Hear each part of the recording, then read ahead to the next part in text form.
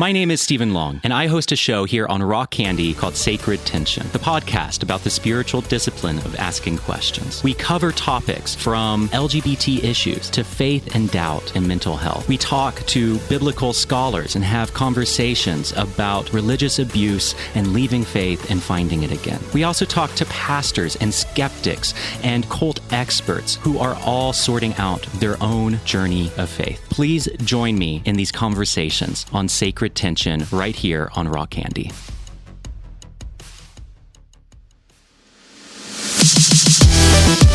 Welcome to the 11D Life podcast.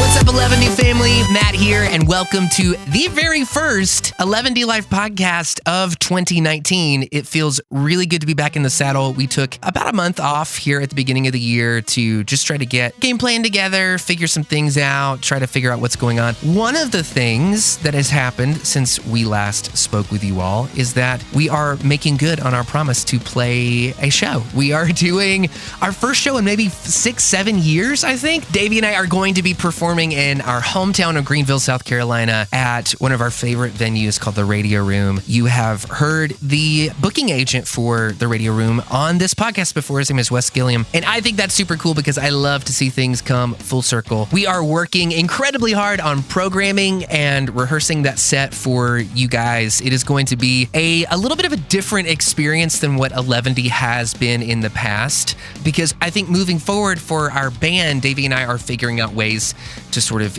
economize what we're doing in a live setting and do things that are like really fun and interesting for us now. So we spent so much of our lives kind of doing the whole guitar, bass, drums sort of a thing that I think now we're trying to move into more of a synth-heavy kind of direction. You guys have been hearing this happen in our music for a long time, but now we're trying to figure out how that translates to the stage. And so we're working really hard to make sure that that is a fun show. I really hope that everybody that comes to this show wears a unicorn costume and we just don't find out who anyone is until the end of the night. I think that would make it amazing. I'm already seeing a lot of you guys figuring out like carpooling situations for people that are traveling from super far away. We could not be more honored that you are all making the drive. Please do not travel without a friend.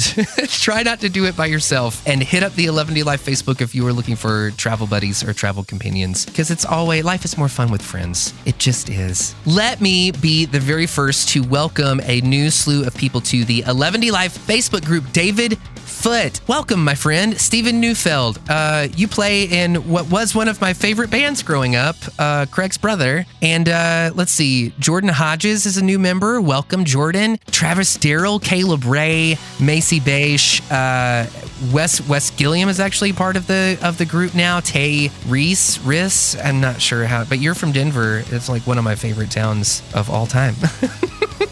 For obvious reasons. But yeah, love it out there, and welcome to everybody. We're so happy to have you here. I hope that you can find some inspiration, some fun, some high fives, and some friends amongst our small group of people here that we have. Hey, guess what? This first episode is pretty much a really candid conversation. It's pulled directly from a live stream that I did with a friend of mine, Clifford Stumme. You might know him as the pop song professor. We just did a live stream on YouTube, basically talking about the songwriting process, what goes into it, how to overcome creative blocks and obstacles that you run into, what's a good, healthy approach for expressing yourself creatively through this medium. And hey, we don't have it all figured out yet, but we had a really good time talking about the things that we know don't work. And so I wanted to share this with you because, number one, Clifford's an awesome guy. And if you haven't heard of any of his content, check it out over at the Pop Song Professor. I'm going to put a link to it in the show notes for the show. And number two, I think that it's important for everyone to be putting their pixie dust into the universe, because I think it makes the world a better place. And so we get a lot of emails from people sort of asking us like about songwriting and production and tips and tricks and how-tos and all of this stuff. So I thought it would be a cool way to start off the year replaying this super fun conversation that I had with Clifford. I hope that you guys all enjoy it and that you love it. And if not, that's totally cool, because Mystery Science Theater just put out a bunch of new episodes that I've been binging on Netflix. And I love that. So anyway, I'm looking forward to seeing you guys all at the show on 4/20 in Greenville, South Carolina. And it's going to be a fun time. In the meantime, let's do some 11D Live.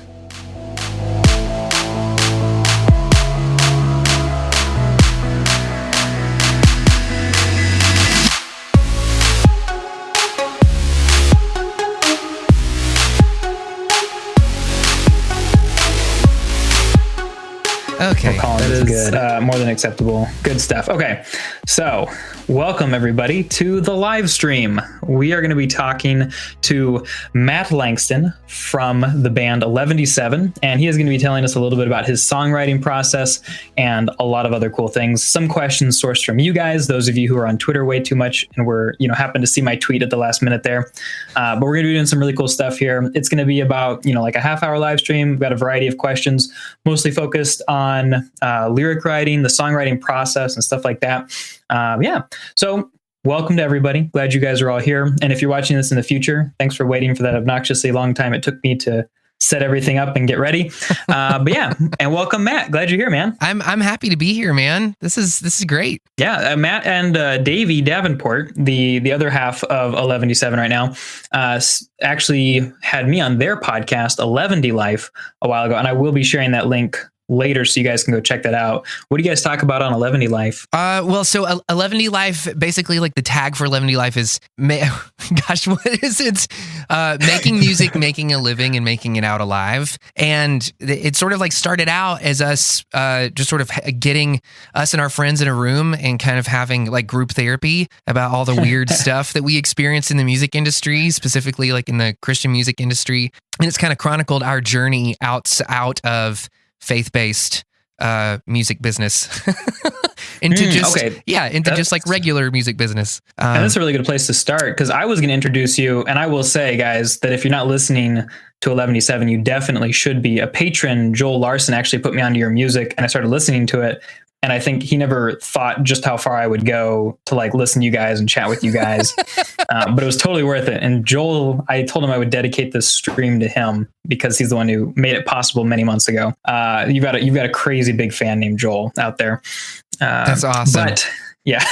Love you, Joel. Thank you so much for connecting us. But like it's totally just, he's just connecting me with like a super awesome person. Cause I literally I think we did something and then I was like, hey, you should come on the podcast. Like you mentioned us in a YouTube video or something. And I was come on, we can do this. Yeah. And that was a lot of fun. You guys asked some very uncomfortable questions, I will say. Oh, good. But it was totally worth it. So I've tried to come up with a couple of like uncomfortable questions here to like get back at you with, but we'll see if those actually do any good. I'm into that. I try to think. Oh yeah. I was introducing you guys. Yeah, you guys started out with a lot of contemporary Christian music. You were kind of in the pop punk, and I've seen and I've heard in some of your older music some similarities to bands like Hawk Nelson, Reliant K, stuff like that. But it's definitely come a long way. You guys went. You stopped for a little while in 2014, picked back up in 2016, and then you came out with the album Rad Science, which is the coolest thing. And then my other favorite album by you guys is. Oh gosh, I can't even remember the name. Mountain Music Medley, right? Some fan, Clifford. Yeah, for real. No, it's Attack of the Mountain Medley is what you're talking about. Yeah. Okay. But I was going to say too, I got my Spotify summary of the year today, and out of the 100 top songs that I said I listened to this year, be warned, it was like 60,000 minutes worth of music. So it's pretty respectable. Oh my God. 5 out of the 100 were from you guys. So I might not have been able to remember the album name right there, but I'd say that's pretty good. You've been putting in the time, Clifford. I have. That's proof. Putting in all the effort, Yeah. But yeah, so I mean, that's a little bit of an introduction for me, but I mean, you want to tell us a little bit about the band and about yourself?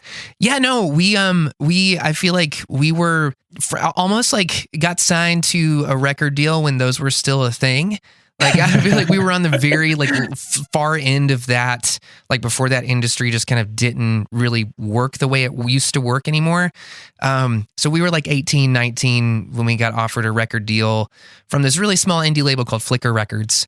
And after we put our first record out on there, that label got sold to a subsidiary of Sony. And so we ended up kind of moving from an indie to more of a major, and then moving from there to like doing a bunch of stuff overseas and internationally and everything. So we just got really fortunate kind of catching the tail end of all of that. But we were also like kind of young and didn't really know who we were or what we were about. And I think having really young, impressionable like teenagers sort of thrown onto this like spiritual platform within a industry based on Protestant Christianity was really confusing and really hard. And we're still kind of dealing with the fallout of that, but we're bringing a lot of other people along for the ride as we sort of work out our approaches to music and art and life, and how those all kind of inform each other. So, and is that something that people can find out more about by listening to your music? Oh, well, yeah. I mean, like, I think our music is definitely sort of a chronicling of the journey. It's like, Gotcha. Dumb teenage pop kind of moves into, oh my God, what are we doing here? Kind of moves into, what does it all mean? Kind of moves into, hey, let's party. So it's like, it's definitely, looking back over our discography, it's sort of like we really are trying to bring people along for the ride, and just, we thought really dumb thoughts when we were teenagers, and they're on the internet for everyone to hear. So. That's good. I'm going to have to bring it back to that at some point, because yes, a lot of the people who are watching now are teenagers, and a lot of them are worried. They have a lot of really good thoughts, but we all have some thoughts that, maybe shouldn't be made into a song. And so there'll probably be a question at some point asking, like, how do we tell the difference so that we don't have songs hanging around the internet later that we wish we didn't? Yes. Or how do we not get known for the kinds of songs that we don't want to have to be writing henceforth? Right. Right. So maybe a good place to start then is just with your process. When it comes to writing a song for you, and maybe just pick like you can either just, if you have like an idea of an average process, because I'm sure there's no such thing. Maybe there's like a story of a song that you wrote for Rad Science that would maybe be a good example of a process. Okay, yeah, that's actually a really great way to frame that question. For everybody out there that's listening that does write songs and has these kinds of questions, like, am I writing the right way? Am I doing it the right way? Quit worrying about that. Quit worrying about like the doing it the right way. Worry more. Actually, don't worry at all, but strive for doing it effectively. Don't try to do it the correct way. Just try to do it in a way in which you are getting out what you mean to say, that you're saying what's most important to you in the most powerful way you can that day or in that moment. You're like, I think sitting down and trying to figure out how to write a song that's going to like change the world and move hearts and souls and all of that stuff, I feel like that's working from a completely wrong end of things. I think every time that I've seen people write really important songs, or the songs that move me, are not necessarily the ones that like everybody's going to relate to. They're just sort of a snapshot of a raw sort of honesty or a sentiment of what you're feeling sort of right then, because there's so many people on the planet that are tuning into that frequency that you're on right then, and they want a way of helping them explore their feelings, a way of helping them express their feelings. And I feel like effective songwriting is just tapping into that and doing that the best you can that day. Interesting. Yeah. So to tie that back in with something that I teach my composition students, like English classes and stuff, I always tell them you got to narrow. And I use those exact words that you use are very similar. Like, you can't save the world with this essay. They'll be like, I want to write an essay, and it'll be like this big. They're like, I'm going to, take either side on gun control. And this essay is going to be the end all be all essay on gun control. Well, bad news. You've got 3 to 5 pages.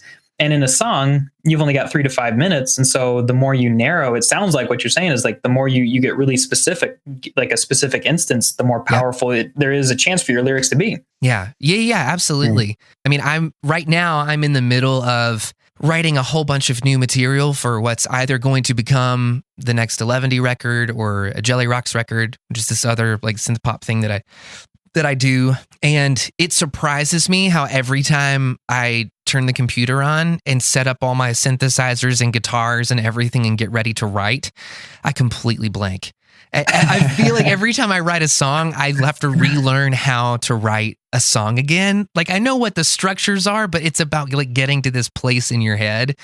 And you kind of have this, you have to go through that first wave of self-doubt and just, I don't know, an emotional tsunami that sort of sweeps over you. That's like, you'll never say anything important again. You'll never feel anything relatable again.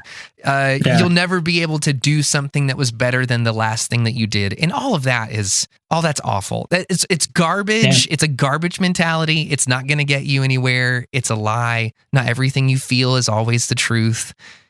Like, I feel like a lot of songwriting is just developing an emotional intelligence of when to tell yourself to shut up. What's a way that you've busted through that recently? I like to be really active whenever I'm writing, and I like to not come into the studio thinking like I'm going to write a song. I like to come into the studio saying the most important thing I can do right now is make playing a priority. So I will hook up everything that I love the way it sounds. Like I have my go-to synthesizers that I love playing around with, and I could just like doodle on them for hours. So I'll set them up and just like, it's more, for me, it's become more about saying no to everything else. Just saying, look, my phone goes off. Like I'm not taking any, if you knock on the door while I'm doing this, I'm not going to answer the door. I've done all my chores for the day. You know, like I have this 3 or 4 hours that I'm just going to sit here. And if nothing happens, that is totally okay. But I'm going to sit here and make playing a priority. And almost every single time, something will come out of that. An idea will come out of that. And sometimes it's math and sometimes it's science. You know, like sometimes it's just exploring the wonder of the world around you, and it just sort of speaks to you and through you, and you come up with these ideas and phrases and funny thoughts that you're just like, oh, wow, that's kind of unique or fun, or I really like that, so I'll write that down. And then there are other times where you're just opening up, rhymezone.com and just, it's a complete, long division problem where you're like, well, I need a word to work with this, and then I need a thought to work with the word. And so, yeah. Very nice. Yeah. Oh, that's good stuff, man. You said something about effectiveness earlier. Sure. And what makes a song effective? I mean, I think it depends on sort of what you're talking about. I think maybe what I'm referring to is if you are saying something that is engaging a listener, and the weird thing about that is you're always having to pull yourself out of artist mode and throw yourself into listener mode, because you tend to gravitate towards words or thoughts or phrases that do that for you, that sort of ring your bells or read your mail. So like you're your own, I tell people this all the time, like your artistry is your preference. Like when people see the art that you make, they just see a huge collection of your preferences, 1,000 decisions that you made along the way. So that's really helpful for me to look at that and just sort of zoom out and say, well, all I have to do is sit here and have an opinion about what sounds good or doesn't, and keep going until it builds on itself. Yeah. That's something that I've been thinking a lot about too recently. Just it's not always about doing it the perfect way. Yeah. It's about doing it the way you want to do it. Yeah. And to some extent, you got to say consequences be damned. And I'm just going to go with what I want to do. Yeah. Very good stuff. So maybe like a slightly harder question, but not quite the philosophical depth that I hope to ambush you with later. Oh my God. This comes from Lydia Gentry, and she asked, what's a way to know that you shouldn't touch your lyrics anymore? So you're writing a song, you spend a lot of time on it, and you think, I could keep tweaking it, but I kind of want to be done. Like, how do you draw the line? God, what a great question. I think I don't know. I don't know entirely what that looks like for everybody else. I do know these two things that, good is the enemy of best, and done is better than perfect. And writing the line between those things of say, like for me, I feel like I know when I hit my lyrical spot where I'm happy with it. And it might be something where I'm like, oh, this sounds like sort of semi-cryptic, or I used a fun word, or like I just love the way that word sounds in the song, or the way it sort of plays on this beat, or the consonants, or the alliteration of it just sounds kind of cool. And it might not make the most sense. It might not be the most sort of on the nose lyric, like I love you, you love me, we make babies. It's just, maybe it's something a little more cryptic, a little more with a little more depth to it. But yeah, like I feel like when I hit it, I know it. It's like when I'm happy hearing it over and over again, or it speaks to me in some way, then I normally just kind of call it a day. But the other thing too is like being in a band, you always have this really cool sort of sounding board for your ideas. Where if you say something that kind of strikes somebody the wrong way, or they're like, oh wow, that's really stupid. Like my friend Rob, he absolutely hates this song that I wrote called Milk the Lightning. And it's like probably one of my favorite songs I've ever written, just because it's absurd. And I love the absurdity of it, but he can't handle it. He doesn't get it. It doesn't resonate with him. He's like, you embarrassed yourself. You should quit. He's a great friend. That's great. That is awesome. Oh man. Okay. So we were already talking about lyrics a little bit. I'm curious. Milk the Lightning. Can you give us a quick intro to that? I feel like people's curiosities might be piqued. Quick intro. You said it makes no sense. So where did the idea come from then? I think that the idea for, if I remember this correctly, was sitting up in this old studio that we had in an attic at the time we were making the album that song is on. And I was just like, oh my God, I couldn't come up with any ideas. I was super stressed out. I was having one of those crises again where it's like, you'll never say anything important ever again and everyone will hate you and your life won't have meaning. And I think it was literally just this thought of like, man, I'm just really sitting here trying to catch lightning in a bottle. And then from there, it was just this idea of like, it'd be really cool if you could just milk lightning. Anytime you needed an idea or inspiration or anything. And that was honestly where it came from. And it sounds amazingly sexual to everyone else. I promise it didn't come from that place. But I feel like that's the feedback I get on that song all the time. Yeah. Kind of got like a mixed metaphor thing going on there, putting lightning in a bottle and then like the idea of mixing a cow or something, or milking a cow or something like that. Absolutely. Yeah. Cool. Yeah. And so it sounds like a lot of your creative process comes out of, a place where you're not having that great of a time. Would you say? I mean, it's funny because you have these like such upbeat sounding songs, but the only two examples you've given so far, you're like depressed. And then you come up with some lyrics. Like, where do lyrics usually come from for you? Is that usually the place you're at, like frustration? I mean, this is why I kind of feel weird giving definitive advice on songwriting, because I feel like I try to write, but like my music is sort of therapy for me, because I feel like I do sort of lean into or sort of gravitate towards the melancholy of it all. And that just might be my homeostasis, is sort of in vaguely sad and a little bit listless. And I'm always trying to pull myself out of it. You're probably going to find a lot of people who feel a similar way watching this video. Probably people coming from a similar place. Yeah. Like if you are there, I'm there with you. Hello, welcome. So yeah, but I don't think that songwriting has to be such turmoil. Like I know that there are people like, I suffer for my art and I just have to get this out. I get that. That's awesome. I don't think that approach is always like a sustainable way to a healthy life or relationships or to continued creative output. I think you have to figure out a way to have a marriage with your creative output in the same way that you would have a marriage with a person. The longer that you create, the more your relationship with creativity becomes infinitely more complicated, but also infinitely more deep and expansive. It grows in all directions. It will take you to lower places and higher places. I feel like the trick is just continuing to show up and be ready for whatever is going to happen. Interesting. So it sounds like part of what you're saying here is that it takes a lot of hard work and it takes a lot of kind of getting to know yourself and your own processes and just practicing and doing. Yeah. I mean, the hardest part is just being quiet. It's so easy to sit down and be like, oh, well, I'm writing some lyric ideas on my phone. And I was like, well, maybe this thing's happening on Twitter, or like a friend texts you, or you get an update or something. And you're like, oh, I'm going to talk to them. That's a creativity killer.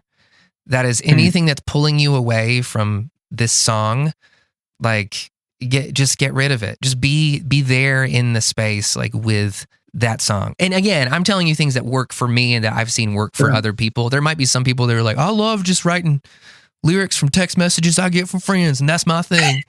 Cool, you do you, bruh. Yeah. So, oh man, that's something I've been feeling a lot lately too, where, like I go to work and my job, they expect me to answer emails pretty quickly, but I just can't do it because I can't get any long-term work done. And same goes for being creative or putting a video or a script together or something. Yeah. I mean, so now I answer emails at 10 a.m., 1 p.m., and then 4:30 p.m. right before I leave for work. And I try not to touch it the rest of the time because constantly getting dragged away by those notifications, it is a creativity killer. Dude, that's really, really smart of you. It's the changing of tasks in your brain that sucks away all the power that you have to give. I feel like to burn all create those brain that. calories, those thoughts. Yes, brain calories. I like that a lot. Yeah, this also sounds really similar to your reference to cyberspacing out again and holding out. Is that kind of where is that kind of like a correlation there? Oh yeah, just getting lost in the internet, just getting lost in the weirdness that is cyberspace. So no bongo cat for you while you're working on stuff? I feel like I'm kind of removed from the internet in a lot of ways. So like I don't get a lot of the memes that people talk about. Okay. I don't know what bongo cat is. Well, I mean, as long as you're making music, I guess that's okay. Yeah, I feel like you can either be that guy who knows all the memes and can laugh at them, or the guy that has like a couple of records that you made in your free time. This is what I'm paying for staying relevant this season. Shoot. Sorry, I don't know if that's helpful. That's a lyric from the song Holding Out, guys. So you should go check that song out. Yeah, dang it. I just became the first verse of an 1187 song. All right. So next question then. We've got kids out there who they're writing songs and they've got ideas. And like the number one thing I see people complaining about is they're putting together a song and maybe they get halfway into it. Maybe they get 30 minutes into it. Mm-hmm. Maybe they're like a week into it and they're like, dude, this sucks. What do you say to them? Yeah, you're right. They do. That's why it's called songwriting and not song happening. I mean, like that. You literally, I'm sitting on maybe 6 or 7 song ideas that I'm working through right now, and I have no idea if they are lyrically the most ridiculous thing that I've done. I don't know, but I know that I'm still continuing to hone them in. I'll get a song, I'll craft it out, I'll do like the composition part of it, I'll get like a cool verse and chorus idea, or one that I'm happy with. Cool is a relative term. So everybody that's listening to this, you might not be a huge fan of my music, and I get that. I'm just saying I'm also the product of my preference. I make music that I think is cool, and you don't have to. So it's like, I'm working on that. I'm doing my composition on that. And then, I'll sit there and do what a lot of top 40 songwriters do for a living, which is called top lining. You've probably talked about this on the show before. Yeah. Just a bunch of writers get into a room and they have top liners who literally just stand in front of a microphone and make up melodies or words or whatever, just little ditties or flourishes. And then normally they have other writers in the room that are going, yeah, that's cool. Yeah, that's cool. And so you'll have one person who's just sort of the well, who's just spilling out all of this well water everywhere. And you have other people that are saying, okay, here's where the water goes in this ingredient. And so when you're a solo singer-songwriter and you're not doing a lot of co-writes with people, that's really hard because you kind of have to play the part of all those people. You have to be the person coming up with the ideas. You also have to be filtering the ideas. And you ultimately have to have the final say on whether or not it gets put out or whether or not it's finished. So like, I feel you if you are that person that's like, but I never know when. Nobody does. I'm there too. Yeah. Well, kind of a question to go along with that then too. Nathan Flanagan, a viewer of the channel from Ireland, was curious about how you actually find, like, how are you ever actually like happy with your lyrics? Like, it is closely related to the last question, but I think that a lot of people, they're writing something, or even like as they're putting something on the paper, they know that this is going to be bad. And you talked a little bit about the process there. What's like how do you find, like, how do you get into a mental headspace where you're okay with your lyrics as they are? It kind of sounds like I'm talking about children. Like if you had a really bad child, how would you, and you had to accept him or her for who she or he was. I don't know. There's probably some metaphors. I have to do this with my dog Strudel. Yeah. He is sometimes a terrible beagle. Yeah. And yips and yaps and he chews on my carpet. Chews on carpet. I don't understand why he wants to chew on carpet. It's an oddly shaped mouth. Yeah. And so I still have to accept, there he is, yipping and yapping. There you go. He knows you're talking about him. Yeah. I got to accept him for who he is. How do you get into that headspace with your lyrics? This is one thing that I tell a lot of people that come into the studio, because I do a whole lot of nip and tucking on other people's songs that I'm producing or writing for. And a lot of times I'll just tell them like, look, let's go ahead and take the pressure off. Like, this is not the only song you're going to write. This is not the only thought you're going to have. And your job is not to move mountains with this one lyric. It's to be here and present and honest about something to the best of your ability today. Do the best that you can today, because the rest of the world lives on deadlines. And if they don't meet their deadline, so what? The world keeps spinning. The same is true for you in your creative output. What's the best song that you can write today? Write that song. Leave it alone for a while. Maybe like give it a week. I give songs like Wish Myself Away was 4 years old, sitting on a hard drive gathering dust, like before I pulled it out. And I was like, oh, okay, I actually think there might be something to work with here. It just depends. They'll sort of pop up, in different phases during the creative process. And sometimes they make sense and sometimes they don't. I'm working on a song right now, for instance, where I was not happy with the lyrics at all. And this other song where I was not happy with any of the music, and I literally just flip-flopped them and dragged the lyrics and the melodies from one song into the next one. And I was like, oh, wow, that makes a lot of sense. But like, Cliff, you know this better than anybody else. Like, if you're just looking at the lyrics of someone's songs, like particularly some of the most lucrative music in the world, like top 40 music, you're more often than not, 99% of the time, not going to be reading those lyrics and then thinking, wow, this is earth-shattering philosophical commentary. Like, this just really gets me. Most of the time, that's not the way it is. So it's a lot of times you have to figure out like what your goal for the song is. Like, are you trying to be a top 40 sort of pop accessible song? Or are you trying to be as honest and sincere as you possibly can be? And there's varying degrees of all of it. They all kind of live in that world of songwriting, but you don't have to just be, one of them. You can be a little bit of all of it. That's what I tell the songwriters that I coach too, is you got to begin with the end in mind. You have to decide, what do you want this song to do in the end? Are you looking to enjoy yourself and to self-therapize? Well, I mean, it's pretty easy to do that. Just go do it. Yeah.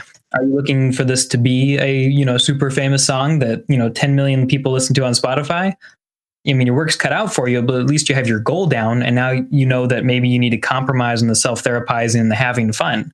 I mean, you got to first weigh the goals, pick one that you want to go towards, and then, forget the rest.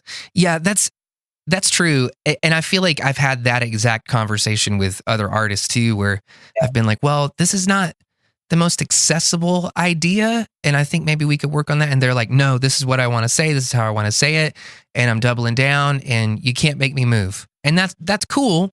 But if what you want to do is just say exactly what you want to say and never want to improve the delivery of it, then go for it. But like you said, like, I think there are a lot of people that listen to your show, that listen to our podcast, who really are interested in writing songs and are judging songs based off of how well they connect with other people, of how sort of what kind of tribe you can collect around that artistic output, because that's part of the fun of it. And if your goal is to build a tribe and it's not just about self-expression, then you got to go and you got to go find those people. That's something I tell people too, is they say, well, how will I know if this will connect with an audience? Well, go find the person that you want to be able to connect with this, and then show them the song and ask them if they connect with it. And if they don't, try again. Yeah. Yes. I mean, that obviously is like kind of like market research, and that might be a little bit of an inglorious way to approach the songwriting process or the artistic process or whatever. But I think it's a pretty practical way to do it.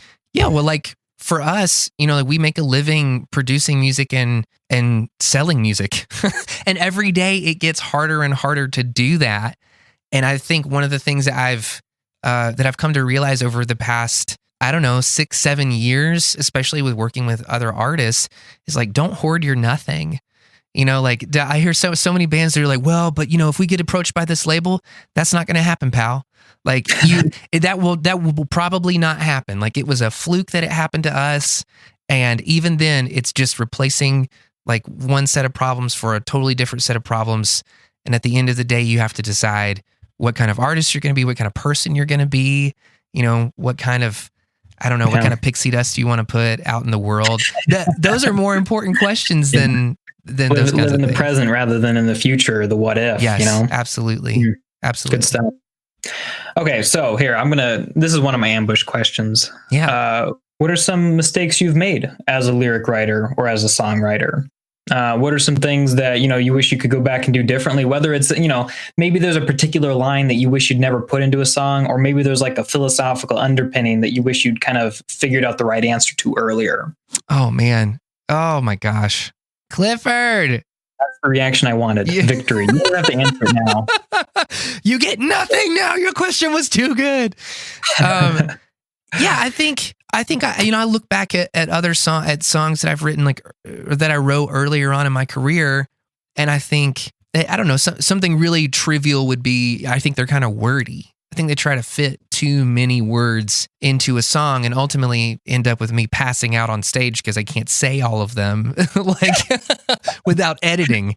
So like it's different things like that, like simplifying my thoughts about things. The weird thing is, like when I look back over songs that I've written, there are a lot of songs that I feel like we wrote probably because of where we were in life, or maybe because we were on a faith-based label. So like there's kind of a Christian sort of leaning to a lot of those songs. And I feel like I love seeing people in that phase of life, or seeing people's thoughts about Christianity and their faith and sharing their faith through songs. But I feel like there's such a weird culture around it that it makes it kind of hard and difficult. And I feel like there's some things that I wrote when I was younger that come across as being judgy or totally out of touch with the world because I wasn't living in the world. Because I wasn't, you know what I mean? Like, if that makes any sense. Oh, that totally does. Yeah. But like, I was also a teenager, and it's okay for you to not be in touch with the world. That's what growing up is for. Like, that's what that process is for. So I think I spent so much time like beating myself up over mistakes that I made that I'm like, no, that's an accurate snapshot of where I was at that point in life. And the cool thing about life is that it keeps going. Like, mistakes that you made yesterday do not define who you are today. Lame ass lyrics that you wrote 10 years ago, or like as an angsty teenager, are not the same things that you're going to write as a 20-something, as a 30-something. But the beautiful thing about that is, like, I wrote stuff in my 20s that I feel like resonated with my friends who were 20. Like, it was a snapshot of the problems that I had in my 20s. And then when I get into like my late 20s and early 30s, like where I am now, I look at those things and I'm like, wow, that was kind of ridiculous. That was a problem for me.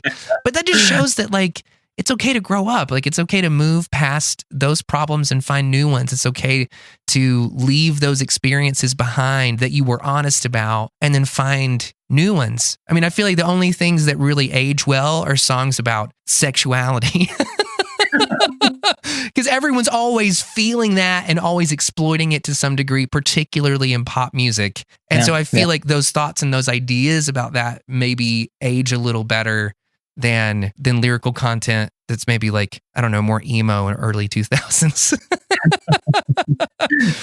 Yeah, more coming of age. Yeah, it sounds weird to say it like that because I'm a huge emo fan. I love that stuff, but it just depends on how you look at it. I like having fun with all of it. I like the snapshots. I love the cool little, it's like a museum of thought and emotional experience and human experience, looking back over people's art. Man, we started out talking about kind of your melancholy approach to songwriting and kind of starting from a frustrated place as you were putting lyrics together and songs together.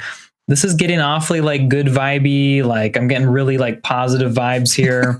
I don't know. This is kind of disappointing. I was hoping we could like, get into some really dark stuff, but this is all sounding like pretty healthy, helpful advice. You can nosedive it if you want to. You don't sound like a frustrated artist to me. Not today. I mean, you weren't here yesterday, and I might have different things that I said yesterday, like give it all up, don't start a band. What are you doing with your life? Work for Jeff Bezos. And then today I'm just like the complete antithesis of that. So what is something that you do? You've talked a lot about personal growth here, and I know that applies not only to your own personal beliefs and philosophies, who you are as a person, developing and maturing, but also applies to your skill in songwriting and playing music and lyric writing, all this stuff. What's one thing that you do fairly consistently that you feel like is like improving your skills or taking you to the next level? Oh man, what a great question! I thought of it myself. Congratulations. Book. Dang it. No, I have I have learned to revel in the opportunity to surround myself with people who are way better at my weaknesses than I am. So like I've become this sort of person where like I'll walk into a music store, and if I see somebody playing a guitar, I immediately want to run up to them and say, show me something I probably don't know. Like, show me the coolest thing you know how to play on that guitar. Like, because there's just an infinite amount of expression happening all around us all the time. And maybe Guitar Center is not the best place to find it. But there's so many people that just like, they think about a keyboard differently than I do. They think about chord structures differently. They think about melodies differently, or they have these really cool ideas or just human expression that's so different and what I would consider to be odd or weird. And that's the stuff that I'm interested in now, is like, I want to know all of those different ways of viewing the world, ways of viewing an instrument, of viewing a melody, of viewing a song. To me, that just makes it so much more fun. And being able to work in a studio where there's like always people coming in and shredding guitars and just like tickling ivories who are way, way better. Like I'm not a very good musician. Like I can hold my own and get the job done. But I'm more in the composition, songwriting, programming, sort of stuff, like performing sort of stuff I really appreciate and like. But I've never been the guy that's going to like strap on a guitar and wow you with my cool solo like that I learned. So... Yeah, me neither. So we're good. We're friends now. Yeah, don't ask me to show you anything cool.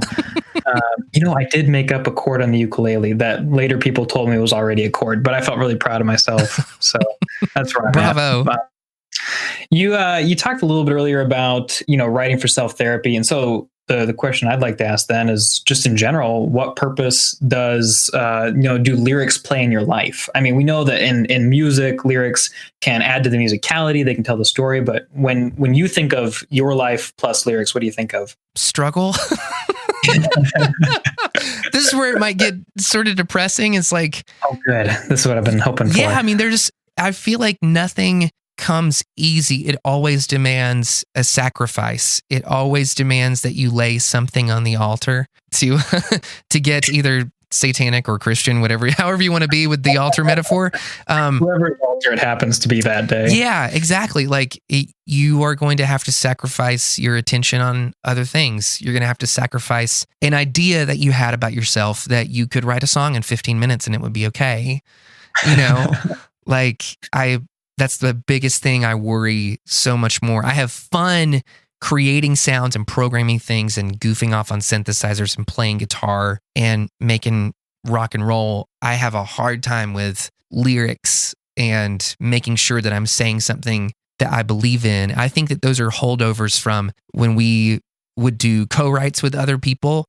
Like when we were with the label would put us with songwriters, and those songwriters had in mind what they wanted us to say. And most of the time it was like they wanted to write very Christian, like God will make everything okay songs. And we were like, but that's not the life that we're living. And that's not our truth. That's not what we know like right now. Like I can't tell you that that's true. And so I think that sort of put in me at a very young age to make sure that I can stand on stage and I'm never lying to anybody. I'm always saying something that I am feeling in the moment, a struggle that I'm having, an honesty that I'm having a hard time come to terms with, either for me or for other people. And I feel like that even applies to the really goofy shit that I write too. Like sometimes it's just really like, this is how I felt that day. I felt like writing something dumb and stupid that I thought was really funny or that kind of tickled my funny bone for a minute. And I did. And you know what? There you go. It's just as honest of a snapshot as it is about,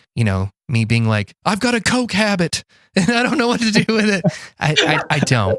But that's just for the sake of metaphor. Or, sure. Example. Metaphor too. So, okay. Hey, so real quick, shout out to everybody who is watching right now. And I know that people will be watching this in the future, but I would love to hear if you guys have any questions that you want to, ask Matt. We'll take it to you guys, see if there's anything that has to do particularly with lyric writing or the composition process or something like that.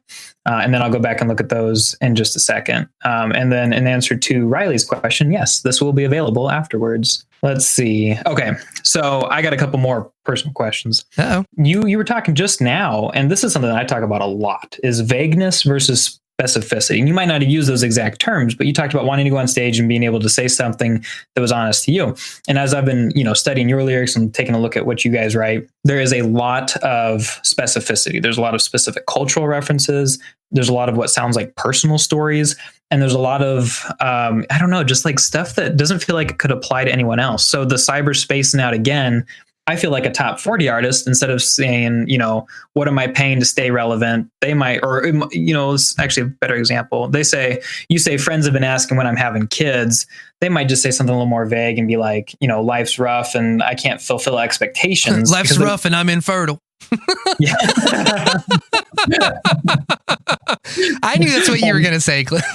I was going to ask you about your fertility. Okay. Yes.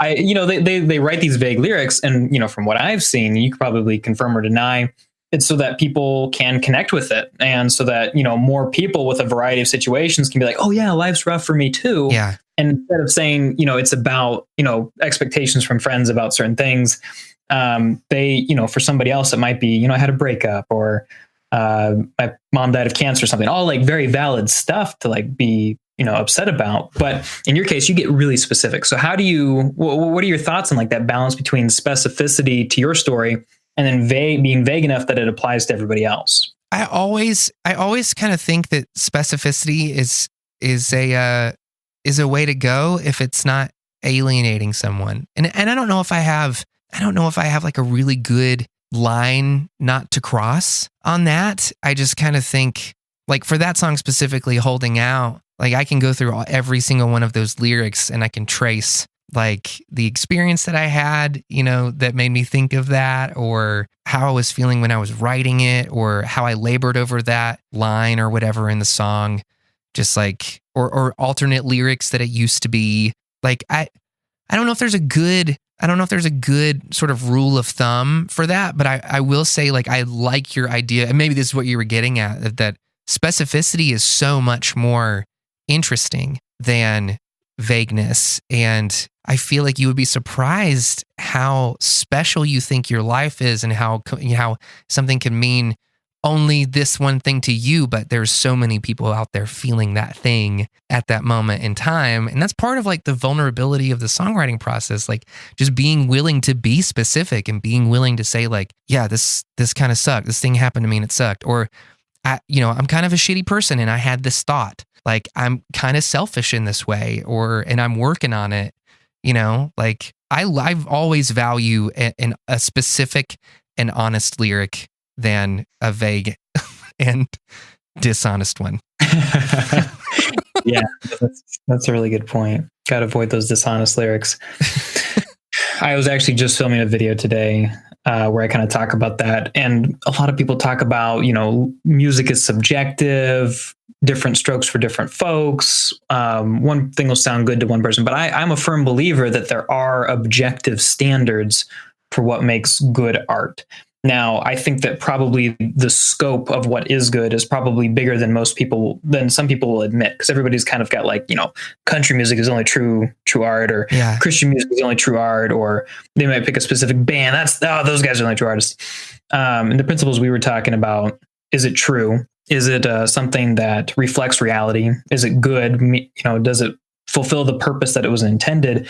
And is it beautiful? Is it something that when I look at it, I have like a moment of epiphany? And that doesn't have to be quite that dramatic, but is it something that is pleasing in a good way? So yeah, that's stuff that I've talked about recently that seemed to kind of correlate with what you were saying there. Yeah, no, I love that. And I think it's also worth acknowledging that, we live in a creative ecosystem, and we're not all just like we don't entirely understand our own ecosystem that we live in, the intricacies of all of that. Our cultural and creative ecosystems work in much the same way that, you could have a song that because it's had this writer on it, gets pushed at this meeting to this thing, and then this artist ends up picking up that one song, and then at this right moment, it gets released to radio, and it just so happens that, radio is a thing at this point on the planet that we have, that we won't always have, and that will look like a weird blip,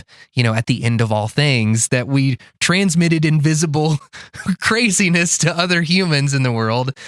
And then there are these emotions and these ideas in this song that get transmitted across the planet. And not only that, they're flying out into space right now, continuing to travel away from our planet with no context whatsoever as to what they are, or the people in the known universe that we know that care about those tiny little waves will be us, because we heard Landslide by Fleetwood Mac, and that song will make me cry like every time. And there's such a huge chance that I may never have heard that song. But it doesn't mean I wouldn't have felt those emotional experiences, but that song is a release for so many people.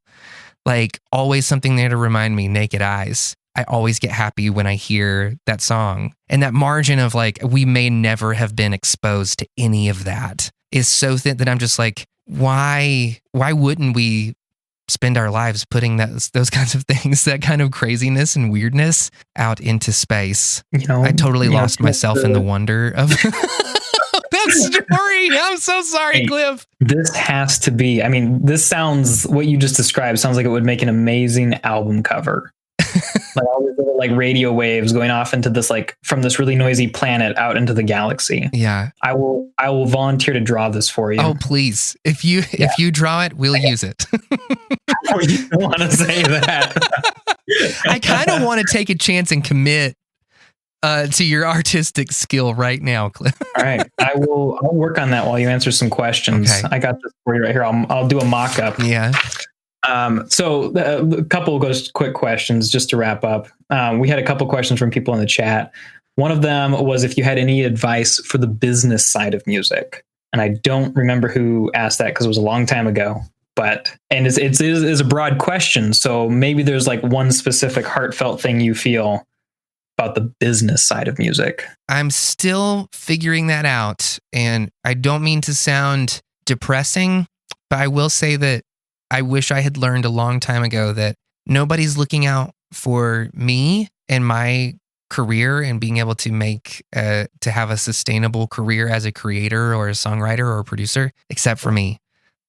Nobody's coming to your aid. So when I say things like work with people who are super talented, work with people who know more than you do, work with people who are wiser and smarter, all of those things come from very real places and experiences. I think just be kind.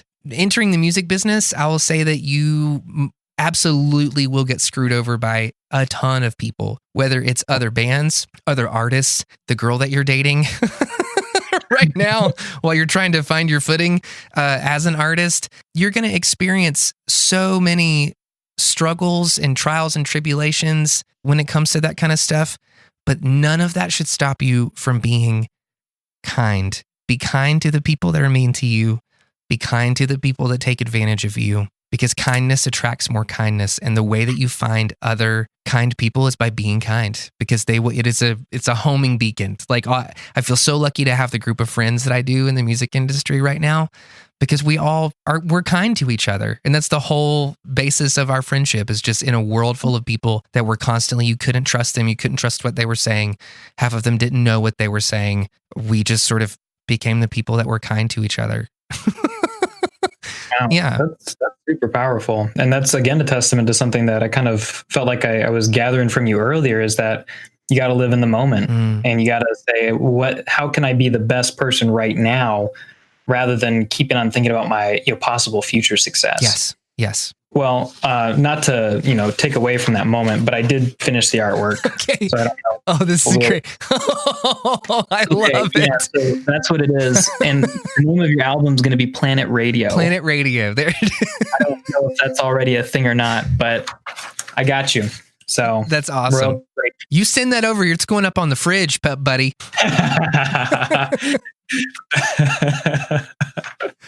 Good stuff. Yeah. Good stuff.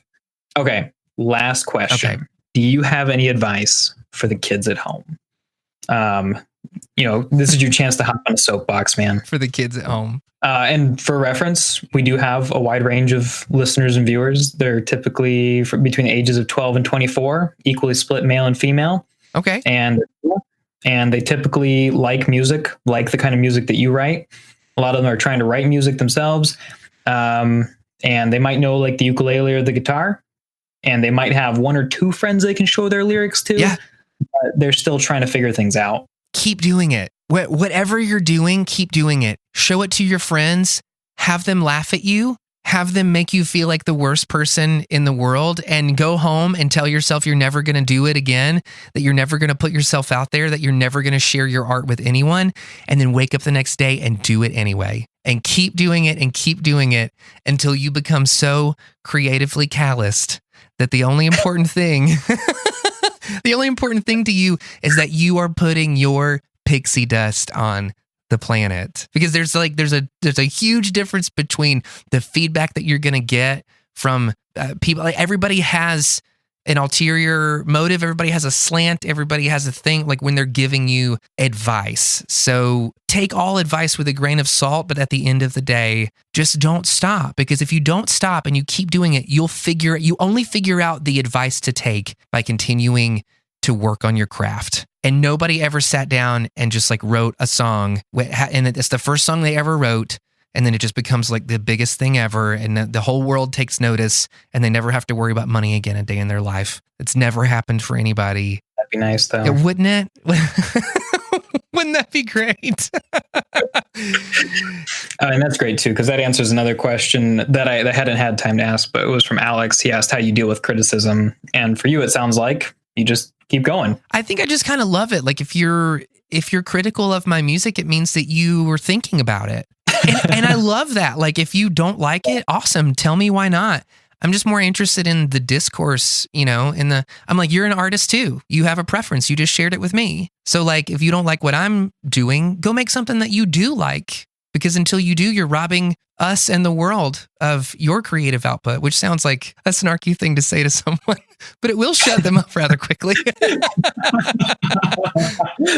Just this very sincere thank you. Thank you. Oh, man. Hey, good times, man. Good times. Guys, I am going to share a link to the 11D Life podcast in the description of this video within a couple of minutes, and I'll also put one up on Twitter so that you guys can go check it out. Where should people check out your music? You can check out everything that we are up to at 11d7isalive.com or at rockcandyrecordings.com. We have kind of a whole 11D-verse that you can involve yourself in with our podcast and music and everything else. But more so than any of that, just thank you guys for listening to what I had to say. And consider this your encouragement and your cattle call, that if you are writing songs, don't stop. Keep doing it, because one day maybe we're going to work together. One day maybe you're going to be here, or it's somebody else's studio, or writing for some other artist. So I believe in you. To close us out, do you have that unicorn head? Oh yeah. That you showed me? Oh yeah. Okay. This is my farewell-icorn. Perfect. This is absolutely perfect. All right, guys. This was Matt Langston from 11D Life. Thanks for watching. Be sure to check out his podcast. If you're looking to become a songwriter yourself, the 11D Life podcast will be super helpful to you as well. And you can check out the magical songwriting process in the description. Free download. It'll give you some steps to write original lyrics that sound good. Thanks so much for watching, and we'll talk to you later. 11D Life is a production of Rock Candy Recordings and Rock Candy Media. Want more shows like this one? Get your shit together and subscribe to 11D Life on your favorite podcast platform.